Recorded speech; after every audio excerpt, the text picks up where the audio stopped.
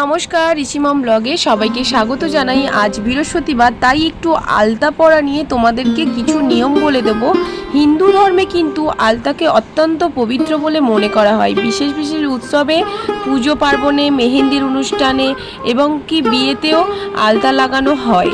আর আমরা কোনো উপবাস রাখলে বিবাহিত মহিলারা আলতা পরে থাকি, কারণ এই উপবাসে আলতা পরলে খুব ভালো হয়, যেটা খুবই শুভ বলে মনে করা হয়। দুর্গা পুজো, বিভিন্ন কালী পুজো, লক্ষ্মী পুজো, আরও বিভিন্ন পুজোতে আলতা পরা সৌভাগ্য প্রতীক হিসেবে মনে করা হয়। অন্যের বাড়িতে প্রবেশ করার সময় এবং আলতা ভর্তি পা রেখে কিন্তু প্রবেশ করতে হয় নতুন কনেকে। আলতা কিন্তু পূর্ব বা উত্তর দিকে মুখ করে বসে আলতা পরতে হয়। আলতা পরার কিন্তু এটা নিয়ম, কারণ অন্য দিকগুলোয় বসে আলতা পরতে নেই।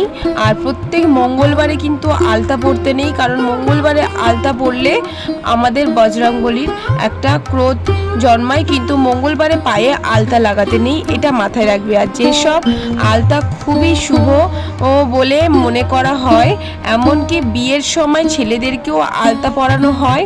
আলতা পরে সঙ্গে সঙ্গে পা ধোবেন না, কারণ আলতা পরে পা ধুলে অনেক অমঙ্গল তৈরি হয়, কারণ আলতা পরে সঙ্গে সঙ্গে পা ধুয়ে নিতে নেই।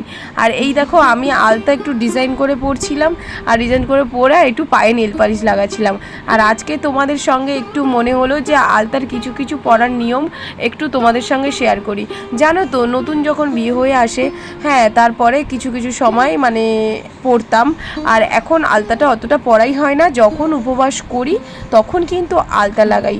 তো আলতা কিন্তু অনেক অশুভ দূর করে দেয়, অশুভ নেগেটিভ সব কিছু দূর করে দেয় সংসার থেকে। আলতা কিন্তু খুবই সুন্দর। আর দেখো, নেল পালিশ পরে সঙ্গে সঙ্গে হাত ধুয়ে নিচ্ছিলাম, কারণ নেল পালিশটা সঙ্গে সঙ্গে চারিদিকে ছড়িয়ে ছিটিয়ে যাবে না, আর কোথাও লেগেও যাবে না, কারণ নেল পালিশ পরে সঙ্গে সঙ্গে